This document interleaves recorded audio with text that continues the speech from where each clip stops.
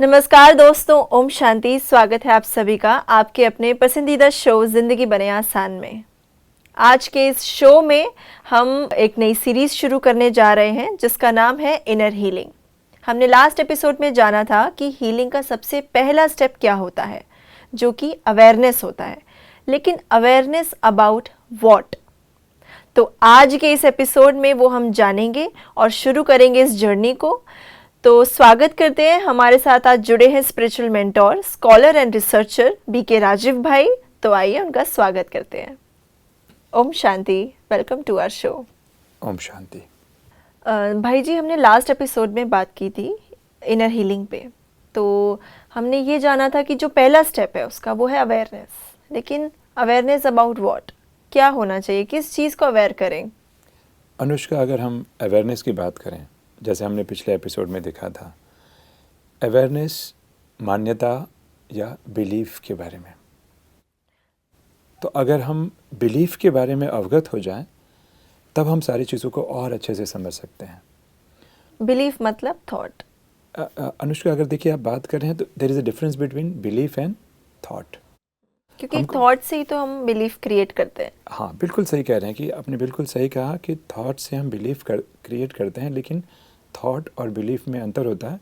और आप सही कह रहे हैं, क्योंकि हमको तो लगता है थॉट और बिलीफ एक ही है। एक ही बात है जी, कि जो अगर हम बात करते हैं थॉट्स की, तो थॉट्स क्या है ना, बार बार चेंज होते रहते हैं, आए और गए। जी। लेकिन जो बिलीफ होता है ना, वो स्थायी होता है, स्टेबल होता है। पहला डिफरेंस। दूसरा डिफरेंस ये होता है थॉट और बिलीफ में कि थॉट तो एक नॉर्मल थॉट हो गया, लेकिन बिलीफ में ना कन्विक्शन या विश्वास या जो निश्चय वाला जो फैक्टर है ना, बहुत डोमिनेंट होता है। बिलीफ अर्थात व्यक्ति बहुत ही कन्विंस्ड हो जाता है, जबकि थॉट में ऐसा नहीं है। थॉट तो संशय वाला भी हो सकता है। राइट। करेक्ट। लेकिन बिलीफ में कन्विक्शन, निश्चय बहुत स्ट्रांग होता है। एग्जाम्पल के तौर पे अगर मैं बोलूँ कि मान लीजिए कि अगर एक विचार आया कि है ना, जो है ना, मैं इस विषय में फ़ेल हो गया। कोई स्टूडेंट है, कहता है कि मैं तो फ़ेल हो गया। ये हुआ विचार या थॉट। बिलीफ क्या होगा? मैं हूँ ही फेल्यूर। अर्थात उस थॉट में इतना विश्वास कर चुका है, निश्चय कर चुका है कि उसको लगता है मैं हूँ ही फेल्यूर। मतलब एक थॉट में यस और नो का ऑप्शन रहता है, लेकिन एक बिलीफ में एक पर्टिकुलर एक ऑप्शन, एक ही आंसर रहता मतलब है। निश्चय इतना स्ट्रांग। और दूसरा अगर अंतर आप देखेंगे तो ये होता है कि थॉट जो है हमारा कॉन्शियस लेवल पे ऑपरेट होता है, और बिलीफ कहीं ना कहीं सब कॉन्शियस की परतों के पास रहता है, सब कॉन्शियस लेवल से आता है कहीं ना कहीं। जी। क्योंकि आपने इतने लंबे टाइम तक उसको रिपीट किया है कि आपका उसमें निश्चय जो है प्रबल हो चुका है, कन्विक्शन बहुत स्ट्रांग हो चुका है। तो जैसे अब हम इनर हीलिंग कर रहे हैं, तो इनर हीलिंग में जो अवेयरनेस है, तो उसका हमारा अवेयरनेस में बिलीफ का क्या कनेक्शन है? हाँ, अब इसमें क्या होगा अनुष्का, ये समझना होगा कि जितना हमारा बिलीफ स्ट्रांग होगा ना, कन्विक्शन स्ट्रांग होगा, तो उतने हमारे इमोशंस भी बहुत ज़्यादा जनरेट होंगे। आपके पूरे कोई भी इमोशंस जो आते हैं, उसकी जड़ें बिलीफ में छिपी रहती हैं। मैं एग्जांपल दूंगा तो आप बहुत अच्छे से समझ पाएंगे। छोटा सा एग्जांपल, ताकि ऑडियंस भी कनेक्ट कर पाएँ। एग्जांपल के तौर पे मान लीजिए कि किसी ने आपका अपमान कर दिया या हर्ट कर दिया, तो हमारे मन में कौन से विचार आते हैं? यूजुअली क्या विचार आएंगे? मान लीजिए किसी ने कुछ डिसरिस्पेक्ट के। हाँ, तो विचार क्या आएंगे? वर्ड के फॉर्म में बोलेंगे, एक लाइन कि के। मुझे ऐसे कैसे बोल सकते हैं, बिल्कुल सही इन्हें कहा। मेरी वर्थ नहीं पता क्या। हाँ, ऐसे कैसे बोला। तो हो सकता है आपको चार पांच विचार आए। See the difference. 4-5 विचार आए कि इनको नहीं बोलना चाहिए था, कम से कम देख कर बोलना चाहिए था कि क्या सिचुएशन थी, हर बार मुझे ही क्यों बोलते हैं। राइट। ये 4-5 विचार आएंगे। जी। लेकिन उसमें से एक विचार जो है ना, एक विचार वो बार बार आएगा, जो आपको बार बार परेशान करेगा। एग्जाम्पल के तौर पर, ऐसे कैसे बोला, ऐसे कैसे बोला। तो ये जो विचार बार बार आ रहा है, ऐसे कैसे बोला, इसे हम मनोविज्ञान में कहते हैं ऑटोमेटिक विचार, ऑटोमेटिक थॉट। ओके। और जितनी बार ये ऑटोमेटिक थॉट आएगा, उतनी बार हमें इमोशन महसूस होगा। एग्जाम्पल के तौर पे मान लीजिए अभी आप ऑफिस के काम में बिजी हो गई, तो आप भूल जाएंगे। जैसे ही आप ऑफिस का काम से रिलैक्स होंगी, ऐसे कैसे बोला, ऐसे कैसे बोला। आपने अनुभव किया होगा। फिर आप घर में जा रही हैं, ऑफिस से कार में ट्रैवल कर रही हैं, ड्राइविंग कर रही हैं, बैकग्राउंड में प्रोसेसिंग चालू है, ऐसे कैसे बोला, ऐसे कैसे बोला। फिर आप खाना खा रही हैं, खाना खाएंगी, अब जैसे रिलैक्स हुई, सोचा कि चलो मैं टेलीविज़न देखती हूँ, ऐसे कैसे बोला। एक कमेंट्री, एक लाइन जो बार बार रिपीट होगी, इसे हम कहते हैं ऑटोमेटिक विचार। राइट। और ऑटोमेटिक विचार अगर पहाड़ की ऊंचाई पर है, चोटी में है, तो उसकी गहराई में जो है एक मान्यता, एक बिलीफ छिपी होगी, जिस पे आपका एक बहुत स्ट्रॉन्ग कन्विक्शन होगा। ये बात तो सही है, क्योंकि हमारे और भी जो थॉट्स आते हैं उनमें इतना वजन नहीं होता है जितना वजन एक थॉट होता है जो हमारे अंदर कंटिन्यू चलता है। पर आपको जानने की आवश्यकता ये है, आप समझ पाए ना कि मैं ऑटोमेटिक थॉट किसे कह रहा हूँ। तो ऑटोमेटिक थॉट मतलब बार बार आने वाले विचार, एक ही विचार जो बार बार रिपीट होगा। लेकिन मैं गहरी बात ये बता रहा हूँ कि ऑटोमेटिक थॉट का उद्गम स्रोत, सोर्स, एक अंडरलाइंग, एक गहरी बैठी हुई, एक पहाड़ की खाई में गहरी बैठी हुई एक मान्यता होगी या बिलीफ होगा। Right. और बिलीफ क्या हो सकता है कि हर एक व्यक्ति को सभ्यतापूर्वक बोलना चाहिए, ऐसे नहीं बोलना चाहिए। ये आपकी क्या हो सकती है, मान्यता। हर व्यक्ति को कैसा बोलना चाहिए, सभ्यतापूर्वक बोलना चाहिए। तो क्या लग रहा है, ये लाइन सही है, सभ्यतापूर्वक बोलना चाहिए? आमतौर पे सही है। लगता है कि बिल्कुल सही है, सभ्यतापूर्वक बोलना चाहिए। तो क्या इसका मतलब ये हुआ कि दुनिया के सभी लोग सभ्यतापूर्वक बोलेंगे? क्योंकि सभ्यतापूर्वक बोलना चाहिए, हमने जितना सीखा है कि हमारे शब्दों से किसी को दुख नहीं होना चाहिए। बिल्कुल। तो पर ये बताइए, which is basic humanity. Yes, basic humanity. पर ये तो आपकी रूल्स है ना, सबके रूल्स तो नहीं होंगे। अगर मान लीजिए सब लोग सभ्यतापूर्वक बोलने लगे, तब तो यहाँ कलयुग होना ही नहीं चाहिए, तब तो सतयुग होना चाहिए। तो ये चीज़ जो है, सभ्यतापूर्वक बोलना चाहिए, बहुत अच्छी बात है। लेकिन सबको सभ्यतापूर्वक बोलना चाहिए, मैंने बहुत ज़ोर से उस विचार को पकड़ लिया है। उसमें कहीं ना कहीं हमारा एक सटल ईगो, कहीं ना कहीं हमारा जो है अटैचमेंट ज़्यादा हो गया है। तो किसी अच्छी चीज़ को अगर आप बहुत ज़ोर से पकड़ लें, बहुत ही आप रिजिड हो जाएं, वो अच्छी मान्यता, अच्छी बिलीफ भी नेगेटिव बिलीफ में कन्वर्ट हो सकती है। राइट। तो अब सोच लीजिए कि मैंने अपनी पूरी जीवन की यात्रा सबसे अच्छे से बोलकर मैंने की है, तो अच्छे से बातें की हैं, अच्छे से मैंने जेंटली और हम्बली में पेश आया हूँ। तो मेरी मान्यता या मेरी बिलीफ क्या हो गया है, और भी स्ट्रांग हो गया है कि सबको अच्छे से बोलना चाहिए। और आज अचानक में बॉस का मूड खराब था, उसने आपको ज़ोर से बोल दिया, तो उसने आपकी मान्यता की बिल्डिंग को हिला दिया।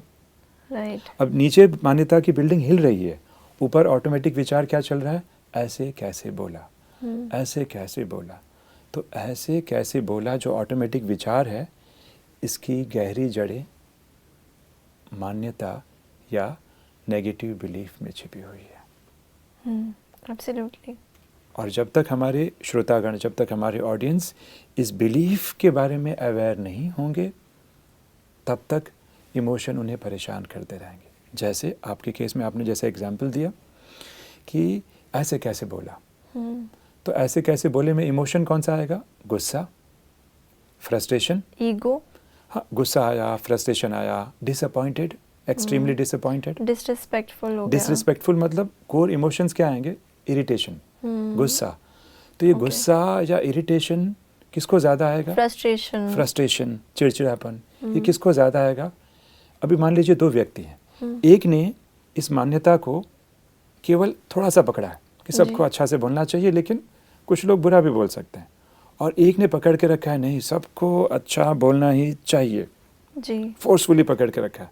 आप बताइए किसके ज़्यादा ऑटोमेटिक विचार चलेंगे, जिसने ढीले से पकड़ा है, जिसने कस के पकड़ा है, कस के पकड़ा है, ज़ोर से पकड़ा है, करेक्ट, उसके ऑटोमेटिक विचार भी ज़्यादा आएंगे, उसके इमोशन भी बहुत ज़्यादा आएंगे जी, और उसके मन की शांति चली जाएगी। इसीलिए आप देखते हैं कि हम काम कर रहे हैं, भुलाने की कोशिश कर रहे हैं, बार बार ऑटोमेटिक थॉट आ रहे हैं। तो इसमें अगर ऐसा हो तो हमें अपने बिलीफ को चेंज करना है। बिलीफ को पहले तो लोग आइडेंटिफाई नहीं कर पाते। हाँ, पहले तो आइडेंटिफाई करना पहले है। तो लोग अवेयरनेस मतलब पहले तो आइडेंटिफाई नहीं कर पाते, दूसरे ऑटोमेटिक थॉट को भी पकड़ नहीं तो पाते। ये हम कैसे कर सकते हैं, आइडेंटिफाई कैसे कर सकते हैं? हाँ, उसके लिए मुझे लगता है कि थोड़ी सी गहरी विषय हो जाता है, या अगर इस विषय की अगर हम वो करें तो मैं तो यहाँ तक कहता हूँ कि लोग रात को सोने जाते हैं, पहले हमारे ऑडियंस को ये समझना होगा कि ऑटोमेटिक थॉट्स की थोड़ी बहुत गहराई समझ ले तो कहीं ना कहीं हम बिलीफ तक भी पहुंच पाएंगे जी। और हम में से बहुत से लोगों को जानकारी नहीं होती है कि ये जो ऑटोमेटिक थॉट क्या लगता है, हम खुद करते हैं कि अपने आप ही आते हैं। पहला प्रश्न ये हमारे ऑडियंस के लिए, श्रोताओं के लिए भी बहुत इंटरेस्टिंग क्वेश्चन है। क्या लगता है कि ऑटोमेटिक विचार अपने आप आते हैं या हम खुद करते हैं? Am I the creator of the automatic thought or it comes automatically? क्या But लगता if it's automatic, then it's created by itself.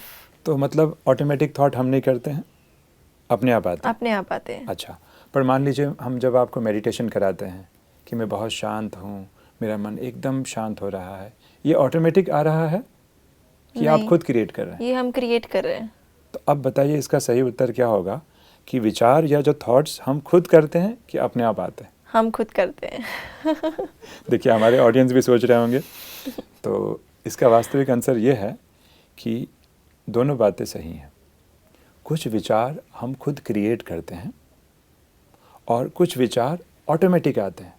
पर ऐसा भी हो सकता है कि वो विचार हमें बचपन में डाले गए हों, Yes. जो आज हमें लग रहा है कि वो ऑटोमेटिक है, Yes. बट वो कहीं ना कहीं बचपन में हमारे मन में डाले गए थे। तो इसका सही उत्तर ये हुआ कि कुछ विचार हम खुद करते हैं, कुछ विचार ऑटोमेटिक आते हैं, लेकिन ऑटोमेटिक विचार के भी रचयिता हम खुद हैं। स्वयं हैं। या तो लोगों ने हमें कुछ कहा और हमारे सबकॉन्शियस माइंड ने उस पर विश्वास कर लिया। This is how upbringing affect the Yes. Present. तो हमारे ऑडियंस को, श्रोताओं को भी ये याद रखना चाहिए कि ऑटोमेटिक विचार के रचयिता, भले अभी वो ऑटोमेशन में आ गया है, उसके रचयिता हम खुद हैं। क्योंकि देखिए क्या होता है, हम रात को सोने जाते हैं, मान लीजिए आपका अपमान हुआ, किसी ने कुछ बोल दिया, हम रात को सोने जा रहे हैं और ऑटोमेटिक थॉट क्या आएगा, ऐसे कैसे बोला। तो हम क्या करते हैं, हम इस लूप से बाहर आना चाहते हैं, जी। अपने आप को हील करना चाहते हैं। तो हम यूजुअली क्या करते हैं, इग्नोर करते हैं, बट इग्नोरेंस सॉल्यूशन नहीं है। ये ठीक वैसा ही हो गया, वो तो हम सप्रेस कर रहे हैं उसको। बिल्कुल बिल्कुल ठीक वैसा ही हो गया जैसे जब बिल्ली आती है तो कबूतर अपना आंखें बंद कर लेता है, उसको लगता है अंधेरा आ गया मतलब बिल्ली चली गई। बिल्ली चली नहीं गई है, बिल्ली अभी भी वहीं पे ही है। वहीं पे खड़ी है। तो हम डाइवर्जन करते हैं, भुलाने की कोशिश करते हैं और हम सोने की कोशिश कर रहे हैं और बार बार वही कमेंट्री रिप्ले हो रही है हमारे रूम में, मन रूपी कमरे में रिप्ले हो रही है, ऐसे कैसे बोला। तो हम कहते हैं मन सो जा, तो हमारा मन कहता है तुम अपना काम करो, मुझे अपना काम करने दो। मेरा ही मन और मुझे आंखें दिखा रहा है। सोचने वाली बात है। तो फर्स्ट स्टेप, पहला कदम होगा कि वास्तविकता को स्वीकार करना कि हाँ मेरे मन में ये चीज़ बार बार आ रही है, ऐसे कैसे बोला, इसे हम कागज़ पर लिख लें। लिखने से क्या होता है, स्पष्टता आती है। पर हम कई बार अलसा जाते हैं, लिखते नहीं हैं। तो पहले विचार को लिखें, ऐसे कैसे बोला, ये विचार बार बार रिपीट हो रहा है, ये होगा पहला कदम। और दूसरा कदम ये होगा कि जो विचार आ रहा है ऑटोमेशन मोड में आ गया है, मैं इससे अलग हूँ जी। मैं वो विचार नहीं हूँ। इससे अपने आप को एक अलगाव, एक डिस्टेंसिंग, एक स्पेस क्रिएट करना। मनोविज्ञान में इसे तो डिफ्यूजन कहा जाता है। फ्यूज मतलब मिल गए हैं विचार के साथ, डिफ्यूजन मतलब अलग हो गए हैं। एक डिस्टेंसिंग क्रिएट करना कि ये जो ऐसे कैसे बोला है ना, ये एक अलग व्यक्ति है और मैं एक तरीके से जो जिसने मुझसे अच्छे से नहीं बोला, सभ्यता से नहीं बोला, वो एक तरीके से वो उसका संस्कार है। तो वो मैं क्यों सोचूं, मतलब मैं इस तरीके से सोच करके भी तो उसे ख़त्म कर सकती हूँ। नहीं अनुष्का, इसमें ऐसा होता है, मैं थोड़ा सा इसमें श्रोतागणों को भी इस पे जो है ध्यान लाना चाहूँगा। वो तो सेकेंडरी है कि भाई किसी व्यक्ति ने हमारा इंसल्ट किया, तो यूजुअली हम क्या करते हैं, उस व्यक्ति को पकड़ लेते हैं कि उसने इंसल्ट किया। बट वास्तव में हो सकता है उसने 3 लोगों को डांटा, 4 लोगों को डांटा, मैं ज़्यादा इमोशनल फील कर रही हूँ और दूसरा व्यक्ति जो है उसको कुछ ज़्यादा फर्क नहीं पड़ रहा है। तो क्या वह व्यक्ति हमारे इमोशन का कारण है? क्या लग रहा है, क्या वह व्यक्ति हमारे इमोशन का कारण है? सोचने का विषय है। तो अक्सर करके लोग समझते हैं हाँ जी, वो व्यक्ति ने बोला नहीं होता तो मुझे गुस्सा कैसे आया होता, वो व्यक्ति ही कारण है। बट वास्तविकता ये है, मेरा थॉट ही मेरा दुखी होने का कारण है। मेरा बिलीफ कि उसको ऐसा नहीं बोलना चाहिए, सभ्यता पूर्वक बोलना चाहिए, ये मेरा बिलीफ जो है ये मेरे दुख का कारण है। वह व्यक्ति तो केवल एक ट्रिगर है, एक स्टिमुलस है, वो मेरे दुख का कारण नहीं है। लेकिन प्रॉब्लम ये हो जाता है, हमारा पूरा एनर्जी उस व्यक्ति पे फोकस हो जाता है। उसने ऐसा कैसा बोला, उसने ऐसा कैसा बोला। उस व्यक्ति ने दूसरे को भी बोला, पर उसको लगा कि भाई बॉस है, इनका टेम्परेचर ऊपर नीचे होता रहता है, इनके मुंह से निकल गया। वो इतना दुखी नहीं है, मैं ज़्यादा दुखी हूँ। तो मेरे दुख का कारण वह व्यक्ति नहीं है, वह निमित्त है, पर वो कारण नहीं है। मेरे इस इमोशन का कारण मेरी बिलीफ उस व्यक्ति के प्रति, उस सिचुएशन के प्रति जो मुझे दुख का अनुभव करा रही है। और उसे मुझे कैसे पकड़ना है? पहले ऑटोमेटिक विचारों पर ध्यान, ऐसा कैसे बोला। और दूसरा, ये नियम को पक्का कर लेना कि हर ऑटोमेटिक विचार जो पहाड़ी की चोटी पर है, गहराई में क्या काम कर रहा है। गहराई में कोर बिलीफ, एक मान्यता है जिसको मैंने ज़ोर से पकड़ के रखा है कि सबको सभ्यतापूर्वक बोलना चाहिए, मुझे उसकी पकड़ ढीली करनी पड़ेगी। तो ढीली इतनी आसानी से नहीं होगी जितनी आसानी से हम कह रहे हैं। हमारे श्रोतागण भी काफ़ी संघर्ष कर रहे होंगे। तो इसलिए हम स्टेप वाइज जाएं। और मैं समझता हूँ पहले उसे जर्नलिंग करें, पहले उसे लिखें उस विचार को, नंबर 1। नंबर 2, जो मेरे ऑटोमेटिक विचार हैं वो रियलिटी नहीं है। वो तो हो सकता है शायद बचपन के मेरी मान्यताओं का परिणाम है। उससे अपने आप को अलगाव, डिस्टेंसिंग, वो क्रिएट करना ज़रूरी है। क्योंकि उस समय हम लगता है कि मैं ही वो ऑटोमेटिक विचार हूँ। जी नहीं, मैं अलग हूँ, मेरे ऑटोमेटिक विचार अलग हैं। तो जितना आप डिस्टेंसिंग करेंगे, आप पाएंगे कहीं ना कहीं एक राहत की फीलिंग आ रही है। तो ये बार बार मन में कहना कि नहीं, मैं वो ऑटोमेटिक विचार नहीं हूँ, मैं उससे अलग हूँ। ये तो मेरा विचार है, मैं विचार का स्वरूप नहीं हूँ। I am different from my thought. तो पहले ये 2 स्टेप्स अपनाएंगे तो कहीं ना कहीं थोड़ी बहुत राहत मिलेगी, थोड़ी बहुत हीलिंग आएगी। लेकिन ये होगा फर्स्ट स्टेप जो अवेयरनेस का है। अवेयरनेस। तो जब आपने पहला, जैसे एपिसोड की शुरुआत में कहा अवेयरनेस, तो लोग समझ नहीं पाते हैं कि अवेयरनेस मतलब क्या। क्योंकि अभी तो लोग यही नहीं समझ पाते हैं कि थॉट्स ऑटोमेटिक हमने बनाए हैं, it is my emotional responsibility, ये मेरी जवाबदारी है। दूसरा, ये नहीं समझ पाते हैं कि हमने ये मान्यताओं या बिलीफ के कारण आ रहा है। और तीसरा, ये नहीं समझ पाते हैं कि जितना ज़ोर से मैं मान्यताओं को पकड़ूंगी, उतना रफ्तार में ऑटोमेटिक थॉट चलेगा, उतना ज़्यादा इमोशन जनरेट होगा। तो अगर इसे आज़ादी चाहिए, हील करना है, तो ये जो 2 कदम बताएं, कम से कम इसे फॉलो करना पड़ेगा। हाँ, लेकिन मान्यताओं पे काम करना एक अलग स्टेप है। इसके बारे में और भी विस्तार पूर्वक जो है इसकी जो है शेयरिंग हो सकती है। मतलब जर्नलिंग करें और अपने आप को अफर्मेशन दें कि मैं वो ऑटोमेटिव थॉट नहीं हूँ, मैं उस इमोशन से अलग हूँ। हाँ, मैं अनुष्का थोड़ा सा मैं यहाँ पे करेक्शन करना चाहूँगा। सजेशन मेरा है कि अभी हम अफर्मेशन पे नहीं आ रहे हैं, अभी तो हमारा सिर्फ 2 ही स्टेप है। हाँ, माने कि एक तरीके से पहले अपने आप को याद दिलाएं, हाँ, कि ये मेरा ऑटोमेटिक थॉट है, जैसे आपने बताया, उसे लिख लिया जाए। और दूसरा, मैं वो नहीं हूँ, वो ये मन का एक मन एक मेरे साथ छल कर रहा है, मन के उस बहकावे में मुझे नहीं आना है, मैं उससे अलग हूँ। सेल्फ टॉक, हाँ, एक तरीके से कह सकते हैं। एक्चुअली में तो सेल्फ टॉक ही तो चल रहा है। बेसिकली क्या होता है आप देखेंगे कि जैसे ही हमारा इंसल्ट हुआ ना, तो हमारा सेल्फ टॉक चालू हो गया। बाहर से ऑफिस के लोग समझेंगे अरे कितनी शांति से बैठी हैं, बट अंदर ही अंदर तो टॉक चल रहा है। अंदर ही अंदर हमारा आत्मसंवाद, हमारा सेल्फ टॉक नेगेटिव चालू है। ऐसे कैसे बोला, खुद को तो देखता नहीं, मुझे आया बड़ा बोलने वाला। और उस समय सारे और जब इमोशन हावी होते हैं ना अनुष्का, जब इमोशन, नियम है कि जब भी मन में इमोशन हावी होंगे, हमारा लॉजिकल माइंड, हमारा विवेक बंद हो जाता है, इतने अच्छे से काम नहीं कर पाता। और ये साइंटिफिकली प्रूव्ड भी है। साइंटिफिकली प्रूव्ड है कि हमारा प्रीफ्रंटल कॉर्टेक्स, हमारा ब्रेन का जो आगे का हिस्सा है, जैसे प्रीफ्रंटल कॉर्टेक्स। तो जो दूसरा स्टेप है आपने जो बताया जर्नलिंग के बाद, तो वो एक तरीके से क्या है? हम एक अपने आप को पॉजिटिव विचार दे रहे हैं या फिर हम नए थॉट्स दे रहे हैं? मतलब हम क्या कर रहे हैं? वो अफर्मेशंस नहीं है अगर तो। हाँ, देखिए अभी ये इंटरेस्टिंग है, मैं कोई अफर्मेशन की बात नहीं कर रहा हूँ। हमारा पहला कदम जो मैंने बताया, ऑटोमेटिक थॉट की पहचान। तो लोग पहचान ही नहीं कर पाते, लोगों को लगता है ये भी एक सामान्य विचार है। तो ऑटोमेटिक विचार वो है जो बार बार आ रहा है, तो उसे लिख लेना कि ऐसा कैसे बोला। आप बोल सकते हैं वो तो मालूम है ना कि ऐसा कैसे बोला, पर लिखने से फिर भी स्पष्टता आती है पहला। राइट। तो स्पष्टता और क्लैरिटी के लिए ये लिखना ज़रूरी है, पहला। दूसरा क्या है, डिस्टेंसिंग क्रिएट करना, एक दूरी बनाना अपने और ऑटोमेटिक विचार को। ऐसे समझना कि मैं एक अलग इंसान हूँ, मेरा ऑटोमेटिक विचार जो है एक अलग इंसान इंसान है। दोनों को अलग करना। आप बोलेंगे कि अलग करने से क्या होगा?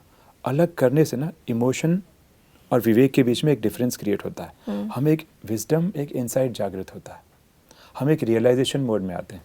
जब हम इमोशन के साथ घुल मिल जाते हैं, ऑटोमेटिक विचार के साथ घुल मिल जाते हैं, तब कोई डिफरेंशिएट करने वाला बचता ही नहीं है। क्योंकि ये चीज़ें इतनी फटाफट होती हैं, इतनी फटाफट होती है कि एक सामान्य व्यक्ति को सिर्फ एक ही चीज़ दिखाई देता है, गुस्सा, उसने ऐसे कैसे बोला। तो ये अफर्मेशन तो वहाँ पे काम ही नहीं करेगा। तो पहले हम पृष्ठभूमि बनाएं, पहले बैकग्राउंड बनाएं। जैसे किसान पहले बीज नहीं डालता है, पहले क्या करता है? उसको तैयार करता है, पहले मिट्टी को जो है निकालता है, जमीन बीज डालने के लिए ज़मीन को तैयार करता तो है। ये हम क्या कर रहे हैं?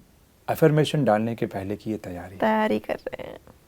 भाई जी, आपने ये बहुत ही अच्छी बात बताई कि एक सामान्य विचार और एक ऑटोमेटिक विचार जो है, वो जो हम क्रिएट कर रहे हैं वो हम ही है उसके क्रिएटर। और उसमें आपने जो ये बताया कि अगर जो ऑटोमेटिक विचार है उसको अगर हम लिख लें और उससे हम डिस्टेंस क्रिएट कर लें, तो हमारा ये अवेयरनेस वाला जो स्टेप है, इससे हम हीलिंग में आगे बढ़ सकते हैं, राइट।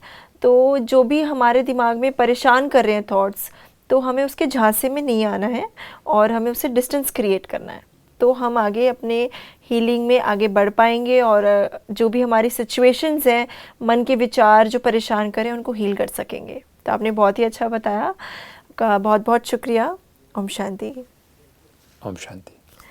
तो दोस्तों, आज के एपिसोड में हमने जाना कि एक इनर हीलिंग के लिए हमें सबसे पहला स्टेप, हमें अवेयरनेस होना चाहिए कि जो हमारा ऑटोमेटिक थॉट है उसके क्रिएटर हम ही हैं।